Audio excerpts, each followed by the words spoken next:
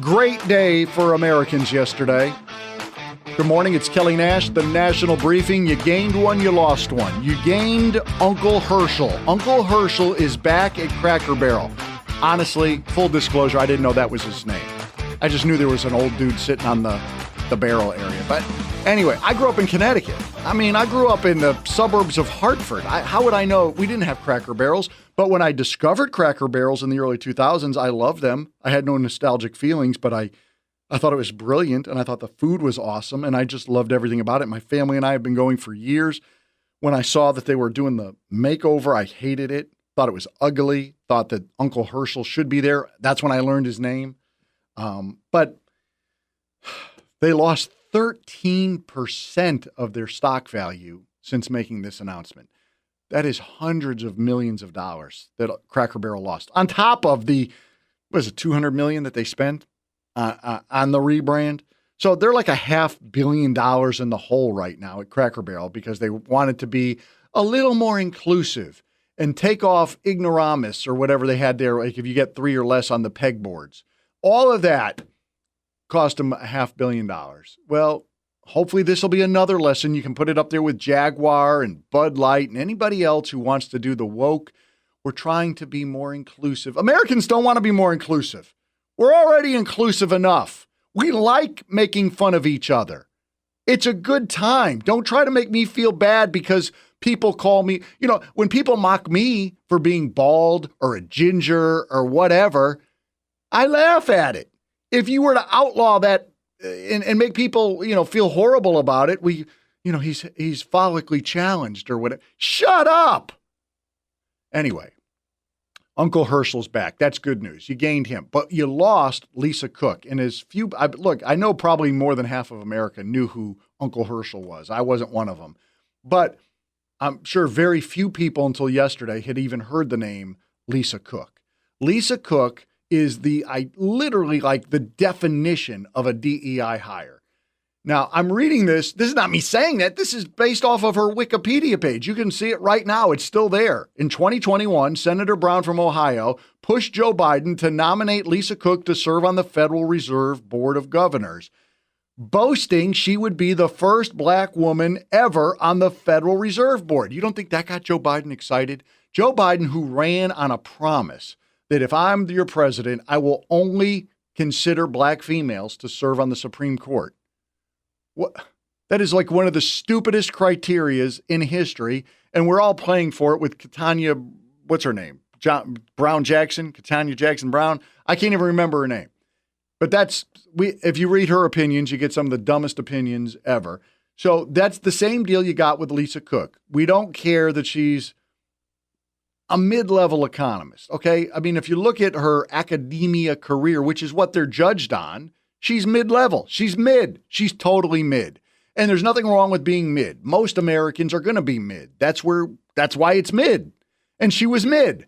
But she had that little ace in the hole. I am black and a female. So because of that, I get to jump the line, and now I get this incredible gig making $251,000 a year, doing almost nothing, sitting on the Federal Reserve Board of Governors, where we just meet every now and again to discuss interest rates. That's it. That's her job. But she's not qualified for that job. Why? How do we know? Because Donald Trump said, I'm firing her for cause yesterday. What is the cause? The cause is that she either intentionally lied or she doesn't understand basic financial paperwork. Because, look, I'll just read this from Reuters. A public records search identified a $203,000 mortgage in Cook's name in Ouachita County, Michigan, dated June 18th, 2021, for a $540,000 mortgage in her name. So she took out a mortgage on June 18th, 2021.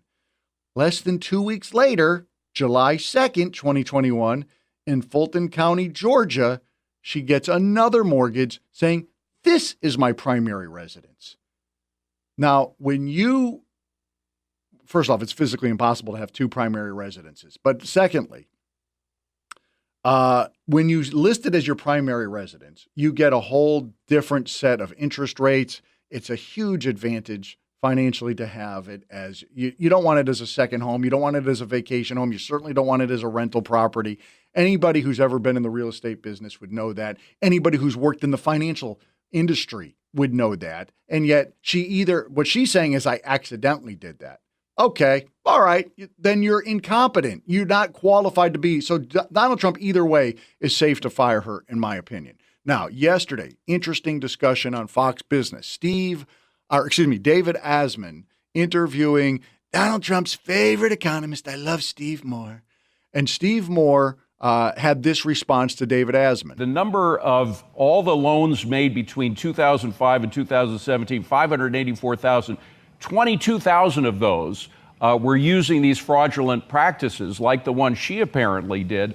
And that really jumped right before the 2008-2009 financial crisis. So what she did could really cause a financial crisis. Oh, great point. As you may recall, David, I was nominated to be on the Federal Reserve Board. I've gone through this process. And, it's like a proctology exam. I mean, you have to, all the financial disclosure, all the stuff. It's amazing to me, by the way, that somehow this got through. This was not discovered, when she was up for nomination.